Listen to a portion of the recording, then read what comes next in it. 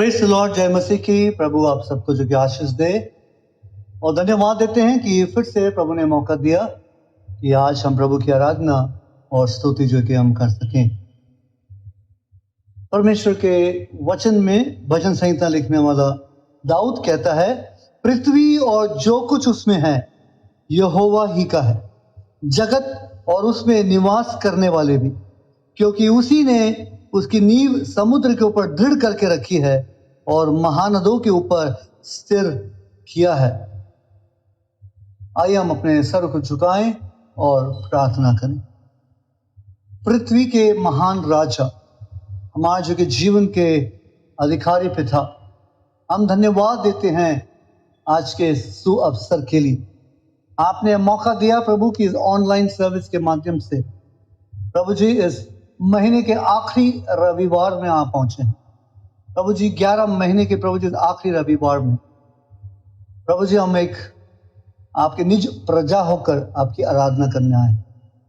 गीतों के द्वारा, वचन को पढ़ने के द्वारा आपसे प्रभु जी हम आशीष मांगते हैं। खुदावंद, आज की आराधना को तेरे पवित्र हाथों में सौंप।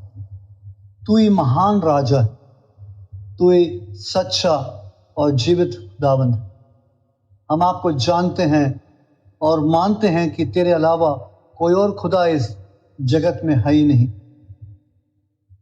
आपने कहा, मार्ग और सच्चाई और जीवन मैं हूं, मेरे अलावा कोई भी पिता के पास नहीं आता। आज हम आपकी ओर देखते हैं प्रभु, आपके मार्ग पर चलना चाहते हैं प्रभु। हम आपको पिता परमेश्वर खुश करना चाहते हैं, अपनी आत्मिक स्तुति रूपी बलिदान चढ़ाते हुए, आपके वचन को सुनते हुए, प्रार्थना करते हुए आज की आराधना पर आशीष। जो भाई बहन प्रभु जी आज की आराधना में हमारे अगुवाई करते हैं, उन पर भी अपनी आशीष, ताकि गीतों के द्वारा प्रभु जी आपकी स्तुति और महिमा हो सके। जो आज पिता परमेश्वर वक्ता जो आज आपके वचन को देते हैं, उन पर अपनी आत्मा का अभिषेक करना, ताकि प्रभु जी तेरा वचन 30 गुना, 60 गुना, 100 गुना फल ला सके। धन्यवाद। सारी स्तुति, आदर, महिमा आपको देते हुए इस आराधना को पिता, पुत्र, पवित्र आत्मा परमेश्वर के नाम में आरंभ करते हैं। आमीन।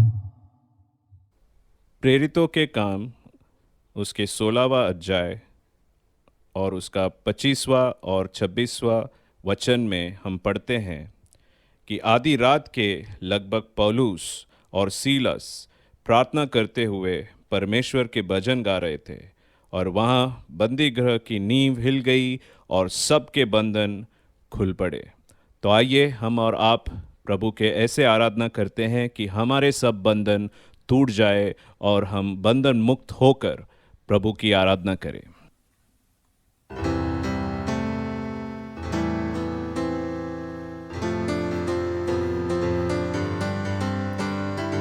आराधना में है छुटकारा, आराधना में है चंगाई, आराधना में है छुटकारा, आराधना में है चंगाई।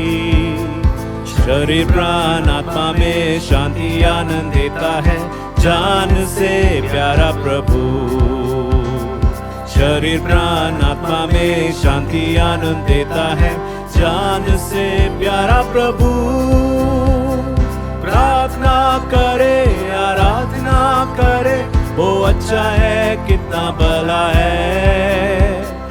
प्रार्थना करे, आराधना करे, वो अच्छा है, कितना भला है। छुटकारा पाए हमेशा, हमेशा छुटकारा पाए हमेशा, छुटकारा पाए हमेशा, हमेशा छुटकारा पाए हमेशा। मांगोगे तुम्हें मिलेगा, ढूंढोगे तुम पाओगे। मांगोगे तुम्हें मिलेगा, ढूंढोगे तुम पाओगे। खटखटाओ खुलेगी स्वर्ग की आशीषें, पाओ तुम उसे अभी। खटखटाओ खुलेगी स्वर्ग की आशीषें, पाओ तुम उसे अभी। प्रार्थना करे, आराधना करे, वो अच्छा है, कितना भला है। प्रार्थना करे, आराधना करे, वो अच्छा है, कितना भला है। छुटकारा पाए हमेशा, हमेशा छुटकारा पाए हमेशा। छुटकारा पाए हमेशा, हमेशा छुटकारा पाए हमेशा। प्रार्थना करो निरंतर, प्रार्थना करो विश्वास से। प्रार्थना करो निरंतर, प्रार्थना करो विश्वास से। धर्मी जन की प्रार्थना, विश्वास की प्रार्थना तोड़ती है सारे बंधन। धर्मी जन की प्रार्थना, विश्वास की प्रार्थना तोड़ती है सारे बंधन। प्रार्थना करे, प्रार्थना करे, आराधना करे, वो अच्छा है, कितना भला है। प्रार्थना करे, आराधना करे, वो अच्छा है, कितना भला है।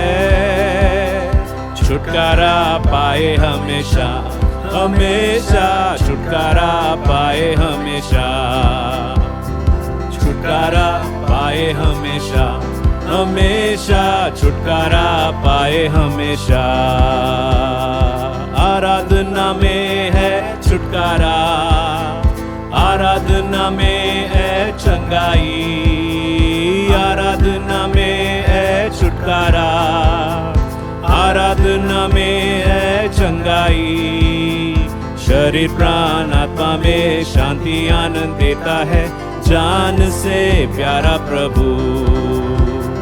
शरीर प्राण आत्मा में शांति आनंद देता है, जान से प्यारा प्रभु। प्रार्थना करे, आराधना करे, वो अच्छा है, कितना भला है। प्रार्थना करे, आराधना करे, वो अच्छा है, कितना भला है। छुटकारा पाए हमेशा, हमेशा छुटकारा पाए हमेशा।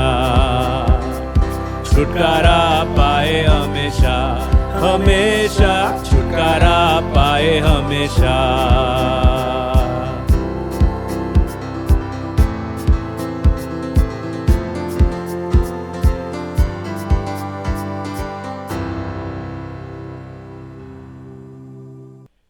भजन संहिता 103 में लिखा है, हे मेरे मन यहोवा को धन्य कह, और जो कुछ मुझ में है वह उसके पवित्र नाम को धन्य कहे।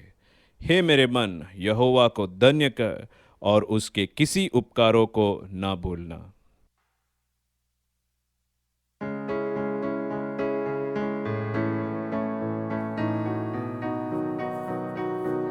हे मेरे मन यहोवा को धन्य धन्य कहो।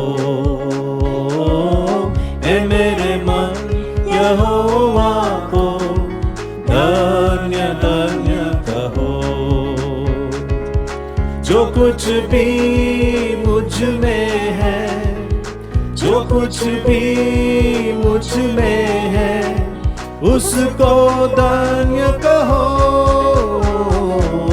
हे मेरे मन यहोवा को धन्य धन्य कहो।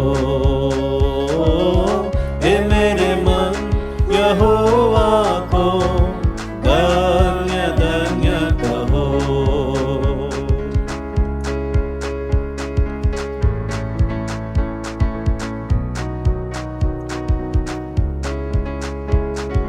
वही तेरे अधर्मों को क्षमा करता है, तेरे सब रोगों को चंगा करता है।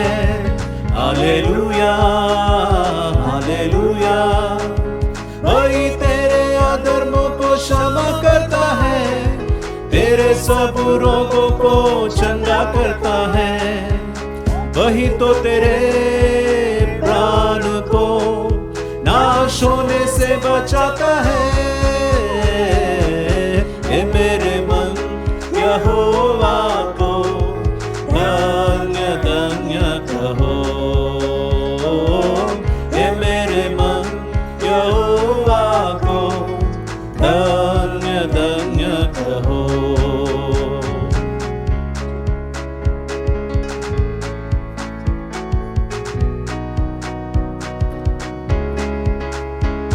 यहोवा के दूतों उसको धन्य कहो।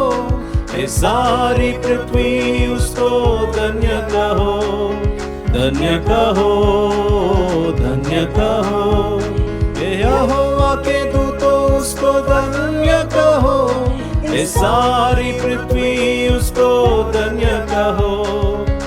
उसके राज के सब स्थानों में यहोवा को धन्य कहो।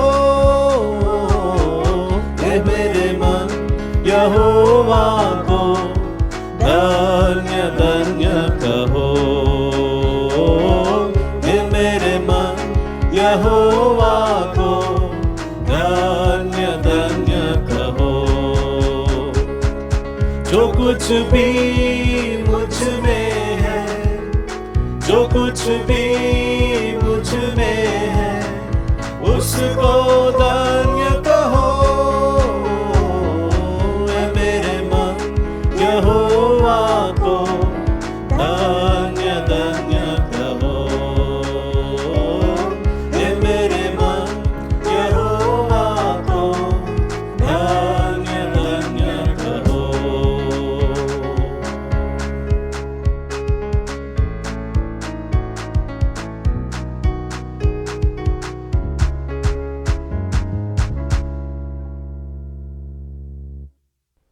हे प्रभु, तेरे जैसा कौन है? कौन मुझे तेरे जैसा प्यार कर सकता है? तू एकमात्र ही खुदा है जिससे मैं प्यार करता हूँ। तू मेरे तट पर कोई हानि नहीं आने देगा, क्योंकि तू एल शद्दाई खुदा है।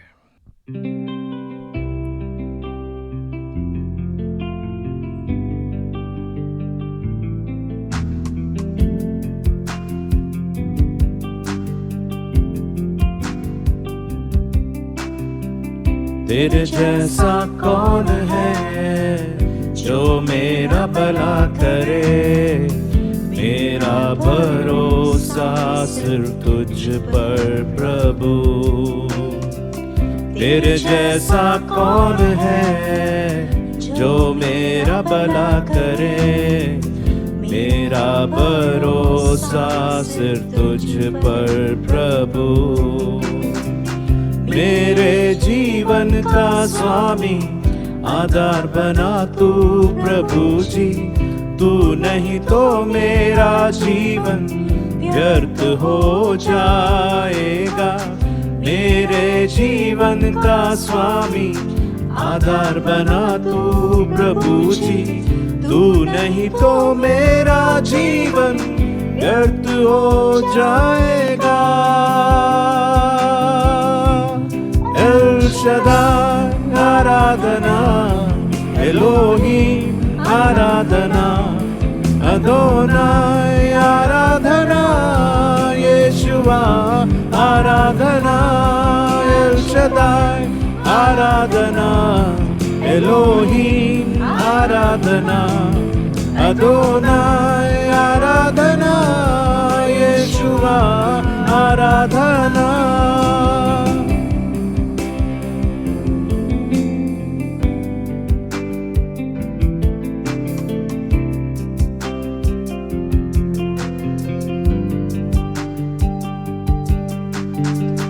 बेचैनी में मुझे पाकर आंसू मेरे पोंछे तूने। आंखों की पुतली जैसे जीवन पर संभाला मुझे। बेचैनी में मुझे पाकर आंसू मेरे पोंछे तूने। आंखों की पुतली जैसे जीवन भर संभाला मुझे।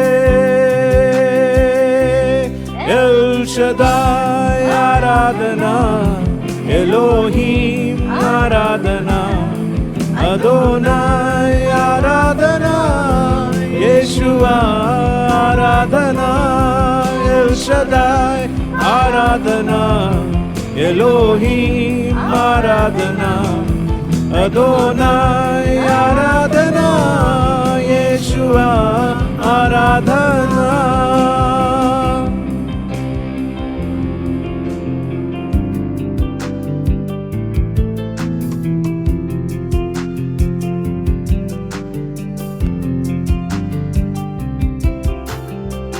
मृत्यु के रास्ते पर टूटे दिल को लिए खड़ा था, चंगा करने वाला बनकर मुझे नया जीवन दिया।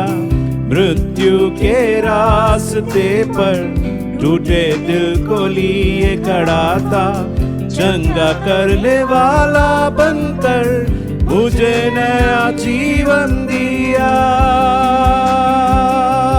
एल शदाई आराधना, एलोहीम आराधना, अदोनाई आराधना, यीशुआ आराधना, एल शदाई आराधना, एलोहीम आराधना, अदोनाई आराधना, यीशुआ आराधना।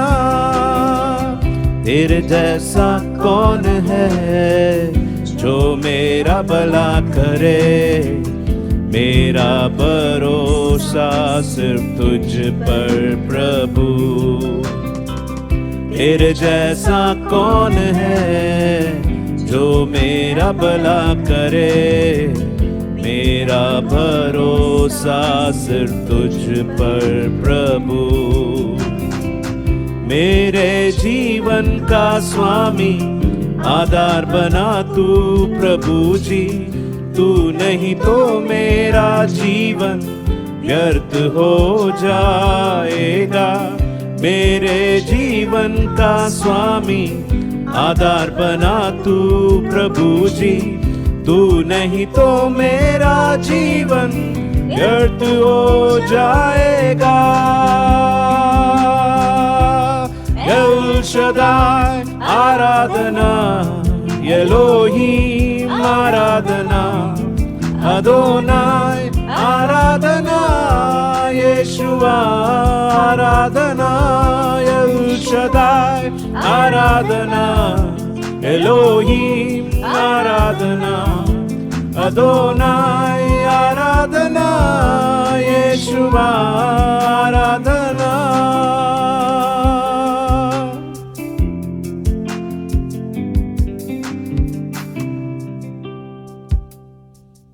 आइए हम सब मिलकर प्रेरितों का विश्वास कहें। मैं विश्वास रखता हूँ सर्वसामर्थी पिता परमेश्वर पर, जिसने आकाश व पृथ्वी की रचना की, और उसके इकलौते पुत्र हमारे प्रभु यीशु मसीह पर, कि वो पवित्र आत्मा की सामर्थ से देहधारी होकर कुंवारी मरियम से उत्पन्न हुआ, पेंतुस पिलातुस के राज्य में दुख उठाया, क्रूस पर चढ़ाया गया, मारा गया, गाड़ा गया, अधोलोक में गया, तीसरे दिन मृतकों में से जी उठा, आकाश पर चढ़ गया और सर्वसामर्थी पिता परमेश्वर के दाहिने हाथ बैठा है, जहाँ से वो जीवितों व मृतकों का न्याय करने के लिए आएगा। मैं विश्वास रखता हूँ पवित्र आत्मा पर, विश्वासियों की मंडली पर, संतों की संगति पर, पापों की क्षमा, देह के जी उठने और अनंत जीवन पर। आमीन। प्रभु, हम तुझे प्यार करते हैं कि जैसे तू हमसे अत्यंत प्रेम करता है। हम तेरा धन्यवाद देते हैं प्रभु यीशु। सारा आदर और सारी महिमा खुदावंद सिर्फ तेरी है, सिर्फ तेरी है खुदावंद। You deserve all the glory father. आइए हम सब मिलकर खुदा की आराधना करें और प्रभु यीशु का धन्यवाद करें और यहोवा का नाम को ऐसे महिमा करे जो उसके योग्य है।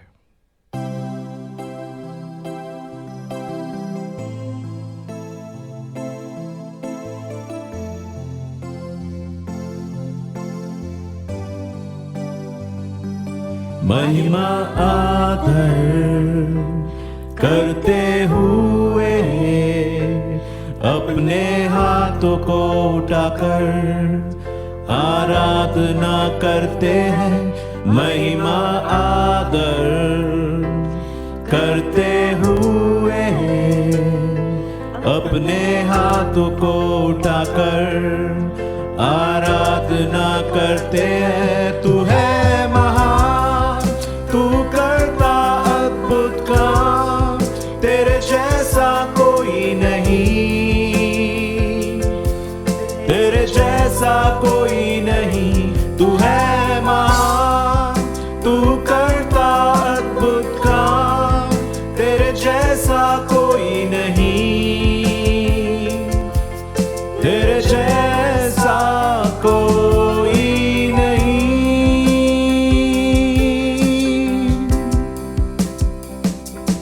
You deserve the glory and the honor. Lord, we lift our hands in worship and we praise your holy name. You deserve the glory and the honor. Lord, we lift our hands in worship and we praise your holy name. For you are great, you do miracles so great. There is no one else like you. There is no one else like you.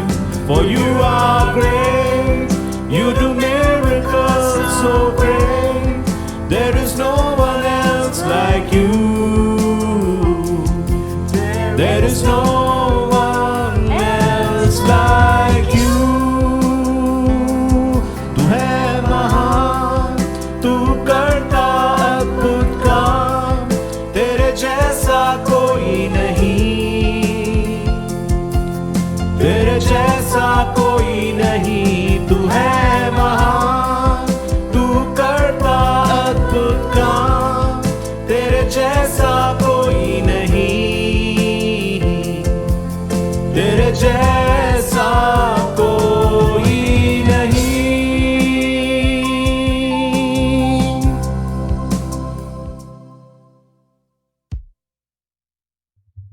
मेरे प्रिय भाई और बहनों, आज के इस आराधना के दिन के लिए मैं धन्यवाद देना चाहता हूं। और आज हमारे बीच में प्रभु के वचन को सुनाने के लिए भाई अनिल एडवर्ड हमारे बीच में है। भाई अनिल एडवर्ड यूबीएम क्रिस्ता प्रीति चर्च भांडुप के सदस्य हैं और प्रभु की सेवकाई करते हैं। उनके पिता भी जो है प्रभु की सेवकाई में है और उनका सारा परिवार, उनकी बेटी, उनकी पत्नी भी जो है प्रभु की सेवकाई लगे हुए हैं और प्रभु की सेवा कर रहे हैं। मैं उनके जीवन का धन्यवाद देना चाहता हूं। वो एक पेट्रोकेमिकल कंपनी में काम करते थे और उन्होंने अपने जो कि नौकरी को प्रभु के बुलाहट इस समय उन्होंने छोड़कर प्रभु के बुलाहट को जाना और प्रभु की सेवकाई जो कि कर रहे हैं। 2015 से प्रभु की सेवकाई में जो कि लगे हुए हैं और अपना जो कि एक संस्था उन्होंने शुरू किया है जिसका नाम है जीवन जल सेवा फाउंडेशन। इस जो है संस्था का मुख्य विजन या जो है उनका जो कि बोझ है कि HIV एड्स और जो कि ऐसे कैंसर पेशेंट्स के बीच में सेवा करना, जीवन जल जो कि उन्हें देना, परमेश्वर का वचन देना। और बहुतायत से परमेश्वर ने उन्हें और उनकी टीम को आशीषित किया है और मैं धन्यवाद देना चाहता हूं कि आज वो हमारे बीच में है प्रभु के वचन को सुनाने के लिए। भाई प्रभु आपको आशीष दे, आपकी सेवकाई को और बढ़ाए और हमारी यही प्रार्थना है कि आज के वचन के द्वारा प्रभु हम सबको आशीष दे। आमीन। जो विषय हम मिलकर सीखेंगे वो है परमेश्वर हमारे बीच में है। प्रार्थना करें। धन्यवाद करते हैं प्रभु ये समय के लिए। प्रार्थना करते हैं कि आप हमारे बीच में रहे और हमें सिखाएंगे प्रभु, और हमें आपके वचनों के अनुसार चलने के लिए आप हमें मदद करेंगे। यीशु मसीह के नाम मांगते हैं, सुनिए और कबूल कीजिए। आमीन।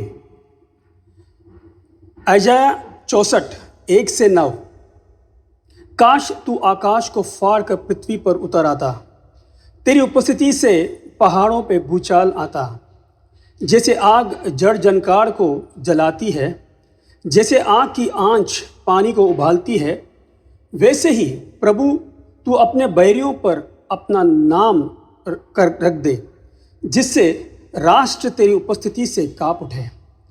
तूने ऐसे अद्भुत काम किए हैं जिनके हमने आशा भी नहीं की थी।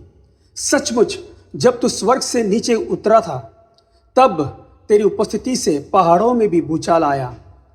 प्राचीन काल से ये कभी सुनने में नहीं आया, ना किसी ने कानों से सुना और ना अपनी आंखों से देखा कि तेरे सिवा और कोई परमेश्वर है।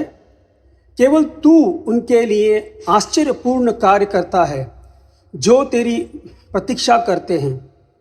तू उन लोगों से मिलता है जो आनंदपूर्वक धर्म के कार्य करते हैं, जो तेरे मार्गों पर चलकर तुझे स्मरण करते हैं। देख, तू हमसे क्रोधित था क्योंकि हमने पाप किया था। हम बहुत समय तक पाप की अवस्था में रहे। क्या हम बच सकते हैं? हम सब अशुद्ध व्यक्ति के समान हो गए हैं। हमारे सब धर्म कर्म गंदे वस्त्र हो गए हैं। हम सब पत्ते के समान मुरझा जाते हैं। हमारे दुष्कर्म हवा की तरह हमें दूर ले जाती है। कोई भी मनुष्य तेरा नाम नहीं लेता और ना तेरा सहारा लेने के लिए स्वयं प्रयास करता है। हमारा अधर्म के कारण तूने हमसे अपना मुख छिपा लिया और हमें हमारे दुष्कर्मों के हाथ में सौंप दिया है। तो भी प्रभु तू हमारा पिता है, हम मात्र मिट्टी है और आप हमारा कुम्हार है। हम सब तेरे हाथ की रचना है। हे प्रभु, हमसे अत्यंत क्रोधित मत हो। अनंत काल तक हमारे अधर्म को मत स्मरण कर। हम सब तेरे ही लोग हैं। इन वचनों में नबी यशायाह परमेश्वर से प्रार्थना पूर्वक दया और मदद मांग रहे हैं। बहुत ही तीव्र गति से परमेश्वर को पृथ्वी पर उतरने के लिए कह रहे हैं। इतना तीव्र गति कि उनका आगमन और उनका उपस्थिति से पहाड़ों में भूचाल आ जाए। जैसे आग पूरा जंगल को भस्म कर दी है, जैसे आग से पानी उबालती है। यहाँ पर हमें नबी का प्रार्थना में एक अर्जेंसी का भावना देखने को मिलता है। क्यों कभी परमेश्वर को बुला रहा है पृथ्वी पर? पहला कारण, क्योंकि प्रभु का नाम सारे विरोधियों और बैरियों पर प्रकट हो और सारे राष्ट्र उनकी उपस्थिति से कांप उठे। इज़राइल आसीरियन बंदीगोह में कैद थे। दूसरा कारण, क्योंकि परमेश्वर उन इज़राइली लोगों पर क्रोधित थे। उनके निरंतर पाप के कारण वे लोग लंबे समय तक पाप की अवस्था में रहे। उनका यही चिंता थी कि वे क्या बच सकते हैं। पहला वचन और दूसरा वचन के बारे में थोड़ा पढ़ेंगे। काश तू आकाश तो फाड़ कर पृथ्वी पर उतर आता, तेरी उपस्थिति से पहाड़ों में भूचाल आता।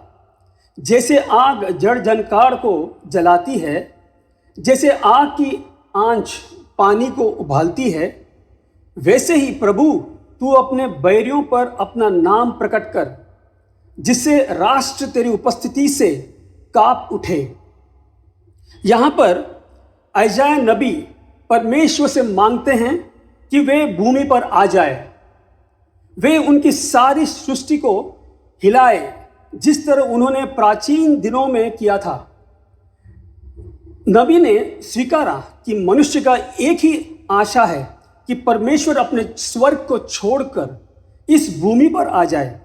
और ज़रूर उस समय के लोग जब यशायाह नबी सेवा करते थे, उन लोगों को तो ज़रूर याद आता होगा कि किस तरह प्राचीन समय में परमेश्वर कई बार लोगों के बीच में भिन्न भिन्न प्रकार से प्रकट हुए हैं। और ये हमें निर्गमन के किताब में 19वां अध्याय और 16वां वचन से 20 वचन तक मिलता है। आइए हम इस वचनों को पढ़ें। तीसरे दिन के प्रातःकाल मेघ गर्जन हुआ, विद्युत चमकी, एक संघन मेघ पहाड़ पर उतरा और नरसिंगे का इतना घोर सुनाई दिया कि लोग की कांप उठे जो तंबुओं के भीतर थे।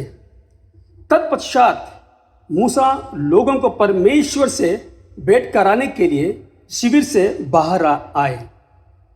वे पहाड़ के तहलती में खड़े हो गए। सिनै पर्वत धुएं से आच्छादित था क्योंकि प्रभु अग्नि में उस पर उतरा था। सहसा भट्टे के धुएं की तरह उसका धुआं ऊपर उठा और सारा पहाड़ बहुत कांपने लगा। जैसे जैसे नरसिंगों का स्वर तीव्र होता गया, मूसा परमेश्वर से बोले और उसने मेघ गर्जन से उतर दिया। प्रभु सिनै पर्वत के शिखर पर उतरा। उसने मूसा को पहाड़ के शिखर पर बुलाया। नबी ये जानते थे, मानव जात का यही उम्मीद ये है कि परमेश्वर स्वयं इस धरती पर आएंगे और ना सिर्फ हर बार नबियों को भेजेंगे, बल्कि वे खुद इस भूमि पर आएंगे और तब उनका महिमा प्रकट होगी और इंसान को विश्वास होगा। ठीक वैसे ही हम देखते हैं जब परमेश्वर यीशु के व्यक्ति में पृथ्वी पर आए, जब यीशु जिनको इम्मानुएल बोला गया है, और इम्मानुएल का मतलब है परमेश्वर हमारे बीच में है, परमेश्वर हमारे बीच में इस पृथ्वी पर आए, तब सारा सृष्टि कांपने लगा। और हेरोदिस को ये देखकर बहुत क्रोध आया और उसने सिपाहियों को भेजा और आसपास के गांवों में उन सभी बालकों को मरवा डाला जो 2 वर्ष के नीचे थे। मरियम और यूसुफ और सारे चरवाहा और मैगी भी कांपने लगे और परमेश्वर की आराधना और स्तुति की, क्योंकि इम्मानुएल धरती पर उतर आया था। तीसरे वचन को पढ़ेंगे। तूने ऐसा अद्भुत काम किया है जिनकी हमने आशा भी नहीं की थी। सचमुच जब तू स्वर्ग से नीचे उतर आया, तब तेरी उपस्थिति से पहाड़ों में भी भूचाल आया। परमेश्वर का आगमन या दर्शन उनके दया के अनुसार है और खुद के कारणों से है और अचानक से है। मनुष्य का कोई हक नहीं बनता कि वो परमेश्वर को प्रकट होने के लिए कहे। वे हमारे कर्जदार नहीं है, बल्कि हम उनके कर्जदार हैं।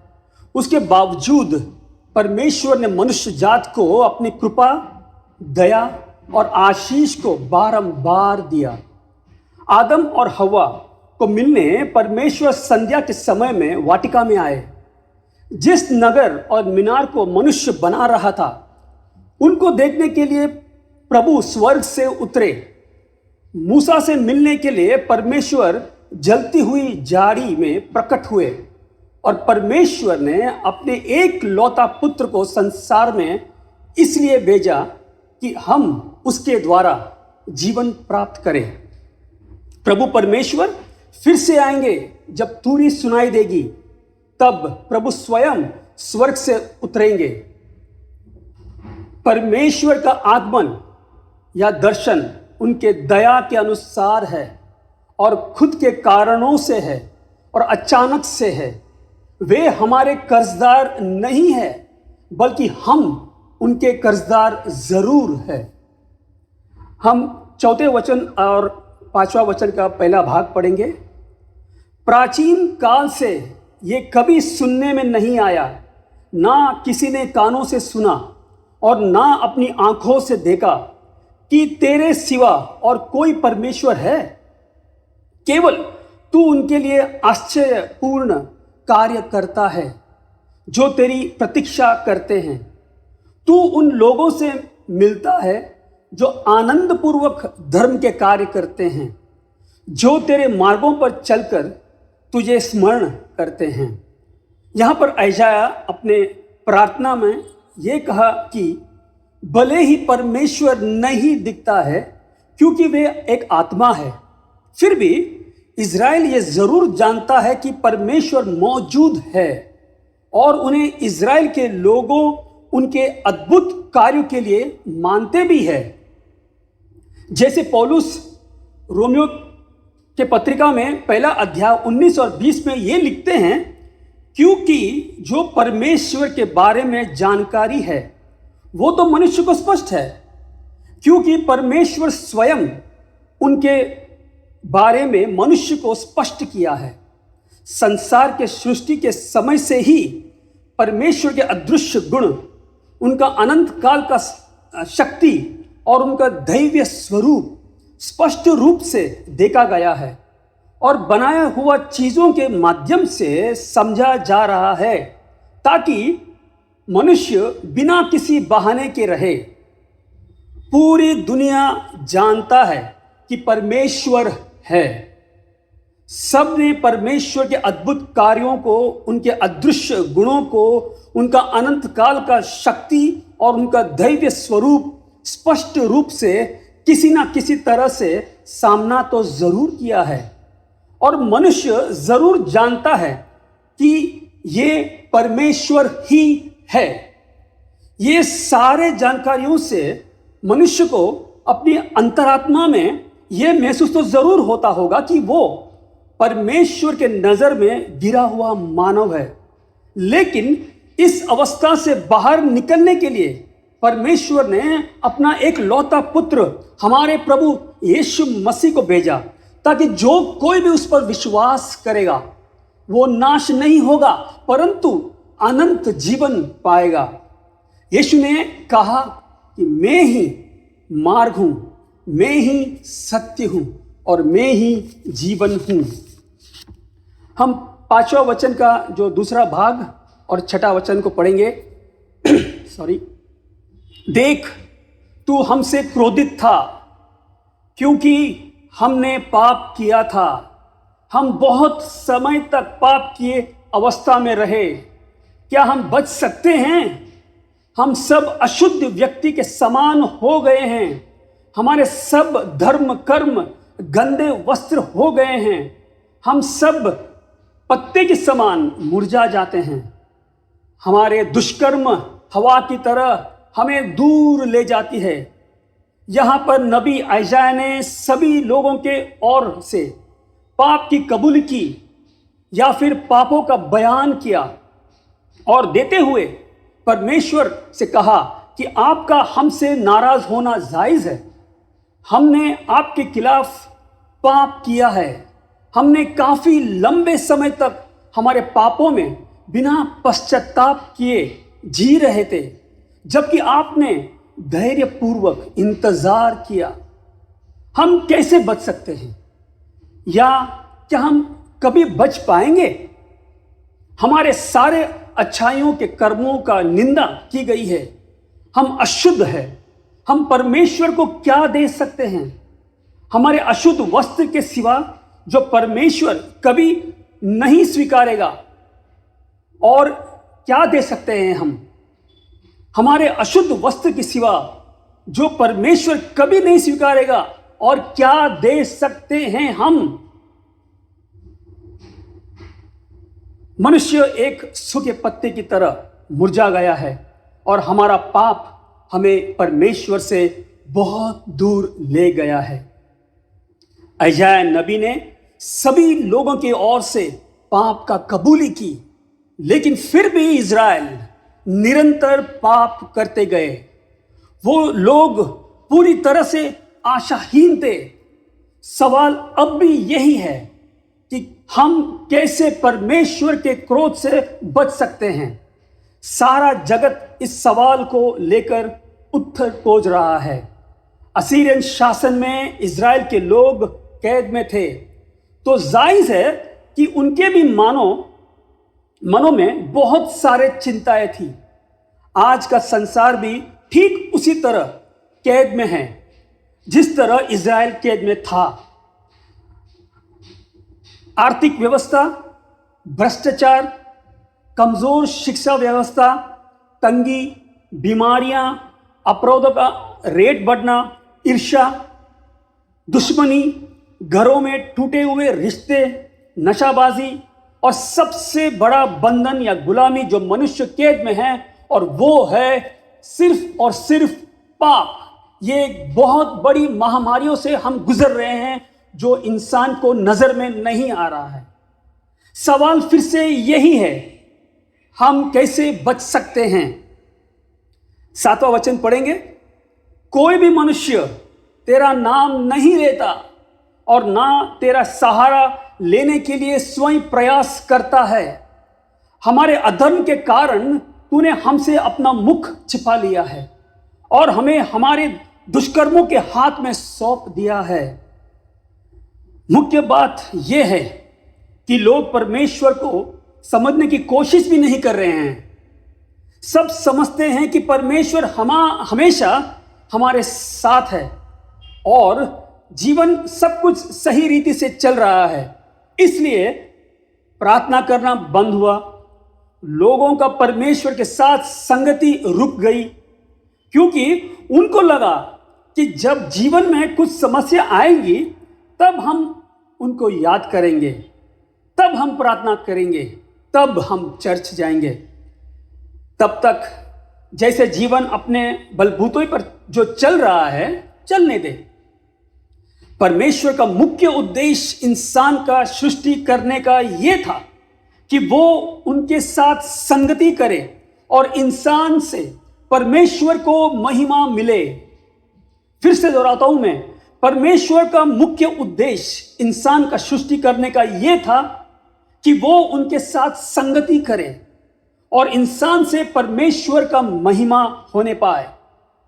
लेकिन इंसान परमेश्वर का साथ संगति करने के प्रयास भी नहीं करता और निरंतर पाप करते गए और उस सृष्टिकर्ता को इनकार करते गए। पाप ने इंसान को परमेश्वर से अलग कर दिया। यशायाह ने अपने और अपने देश इज़राइल के लोगों के ये परिस्थिति के बारे में परमेश्वर से कबूल किया। लेकिन सवाल यह है कि क्या हम इज़राइल के लोगों से अलग है? फिर से यह सवाल पूछता हूं, क्या हम इज़राइल के लोगों से कुछ अलग है? रोमियो के 3 अध्याय और 23वां वचन में यह लिखा है, पौलुस लिखते हैं कि क्योंकि सब ने पाप किया और सब परमेश्वर की महिमा से वंचित है। सिर्फ इज़राइल के लोग नहीं बल्कि पूरा जगत, पूरा संसार ने पाप किया है और परमेश्वर की महिमा से वंचित है। रोमियो के 3 अध्याय 10 से 18 में पौलुस लिखते हैं, कोई भी धार्मिक नहीं है, एक भी नहीं, कोई भी समझदार नहीं, परमेश्वर की खोज में लगा रहने वाला कोई नहीं। सब भटक गए हैं, सब समान रूप से भ्रष्ट हो गए हैं, कोई भी भलाई नहीं करता, एक भी नहीं।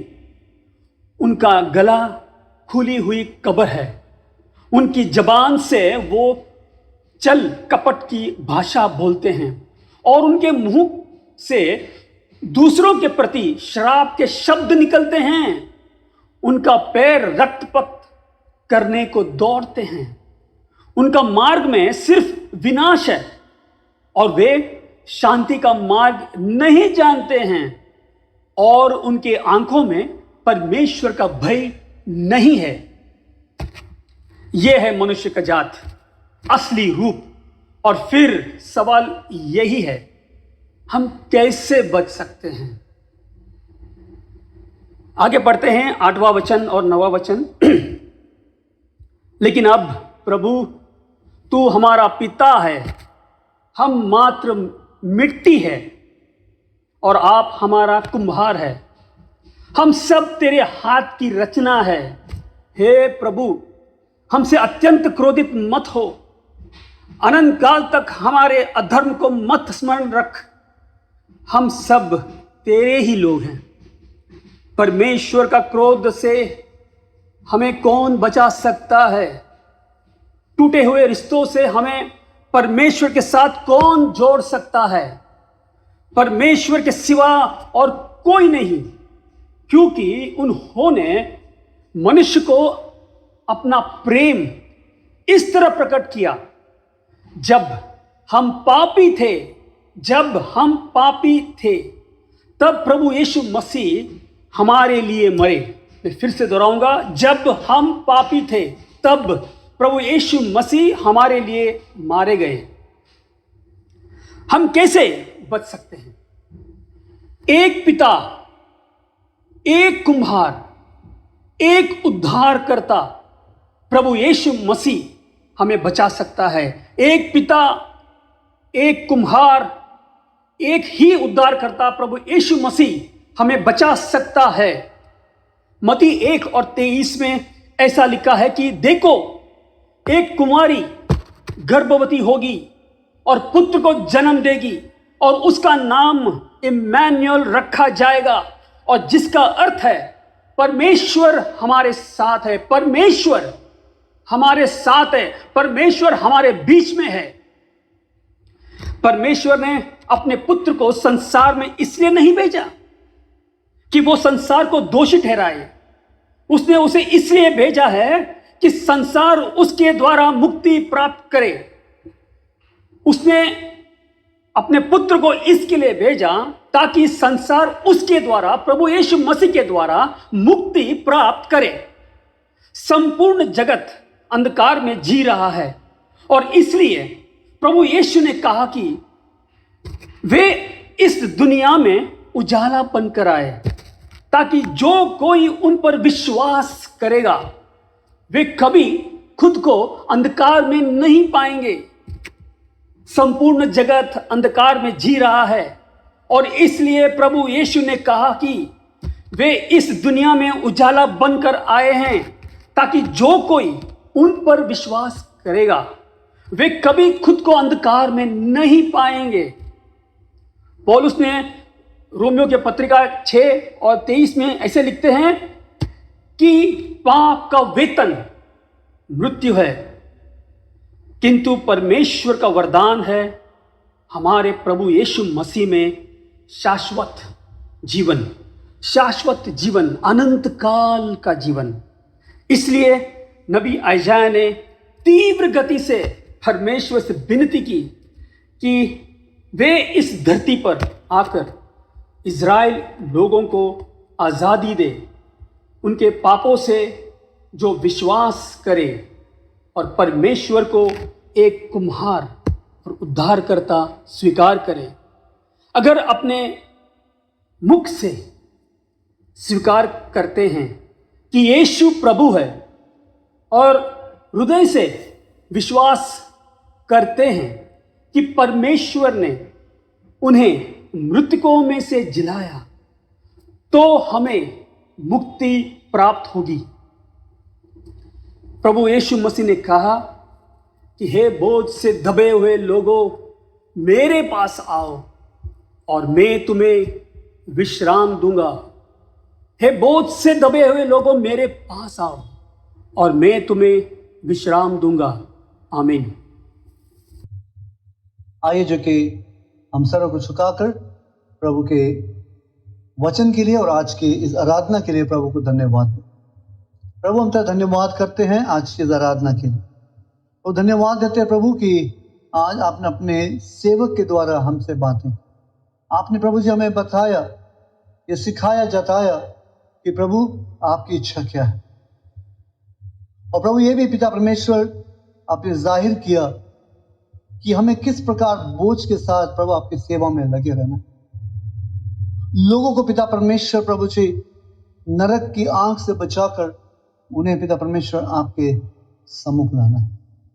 प्रभु आज के वचन के धन्यवाद है, अपने प्रभु जी इस दास को अपने आशीष दे, ताकि प्रभु जी आपकी सेवकाई में वो आगे बढ़ सके। उनकी संस्था पर आशीष दे, उनके परिवार को प्रभु आशीषित कर, ताकि पिता परमेश्वर पूर्ण परिवार के साथ अपनी सेवा कर सके। धन्यवाद के साथ प्रभु जी आज की आराधना के लिए धन्यवाद देते हुए प्रार्थना यीशु मसीह के नाम से मांगते हैं, सुने और कबूल करें। आमीन। प्रभु हम धन्यवाद करते हैं कि आपने हमें अपना जन बनाया है, और धन्यवाद के साथ हम आपके चरणों में आते हैं और आपके सन्मुख आकर आपकी स्तुति और महिमा करते हैं। आपके उपकारों के बदले हम क्या भेंट चढ़ा सकते हैं? हम सिर्फ वंदना और आराधना ही कर सकते हैं। चरणों में तेरे हम आते हैं, सारा आदर तुझको देते हैं, शीश हम झुकाते हैं, वंदना करते हैं, शीश हम झुकाते हैं, वंदना करते हैं। हालेलुया, हालेलुया, आमीन।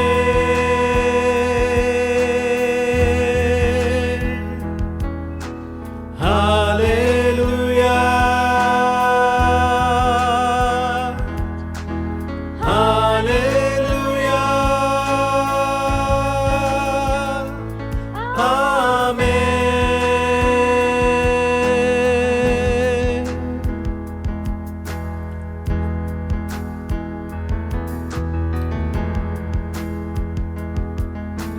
हमको यकीन है कि तू है खुदा,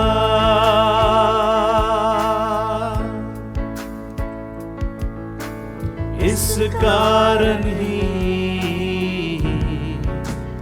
करते सजदा,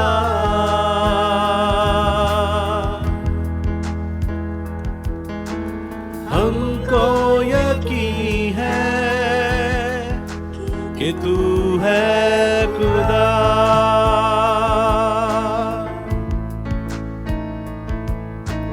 इस कारण ही करते सजदा,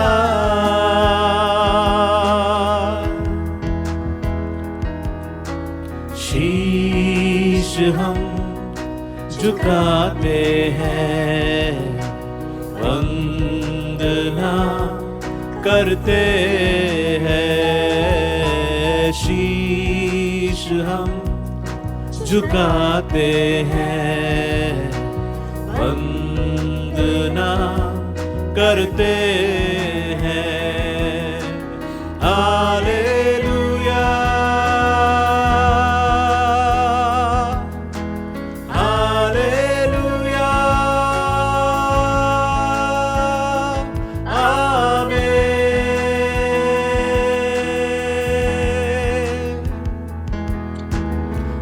हालेलुया,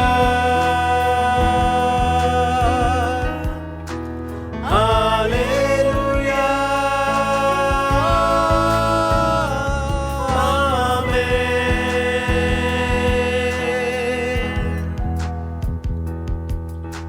धन्य तुझे हम कहते हैं आज,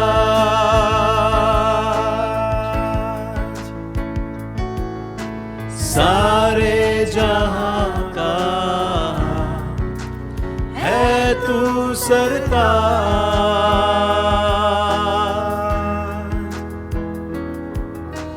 धन्य तुझे हम कहते हैं आज,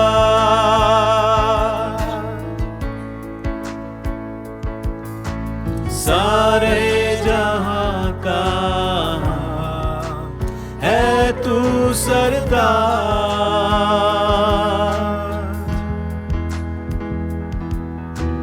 भेंट हम चढ़ाते हैं, वंदना करते हैं, भेंट हम चढ़ाते हैं, वंदना करते हैं। हालेलुया,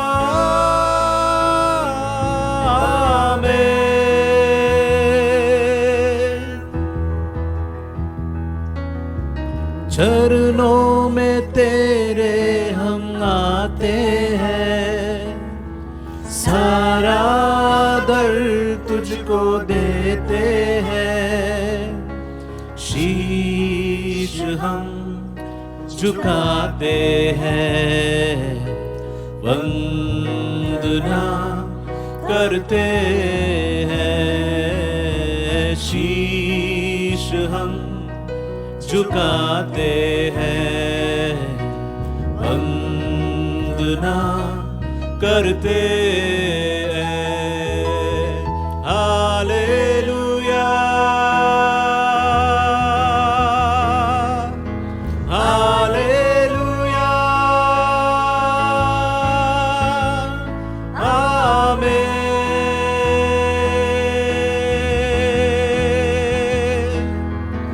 हालेलुया, हालेलुया, आमीन।